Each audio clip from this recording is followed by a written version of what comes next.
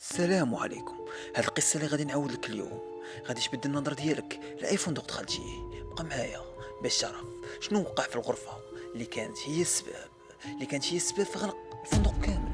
قبل ما نبدا نهضر لك على هاد القصه، خلي واحد الكلمه في بالك اللي غادي تقراه دابا ماشي اسطوره وماشي هضره ديال شي واحد كيبالغ.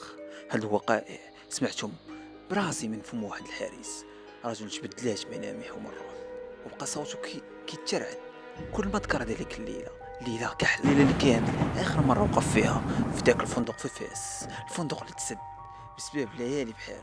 مول القصة كيقول: أنا سميتي حميد، سنين وأنا حارس ليلي، حافظ كل درج كل باب كل زنقة في داك الفندق. ولكن جناح واحد، جناح اللي فيه الغرفة رقم 13، كان جناح ما ساكن فيه حتى واحد، ولكن الشعور اللي كتحس به مني كتدخل ليه انه ساكنين فيه بزاف. شكون هادو؟ راكم فهمتوا؟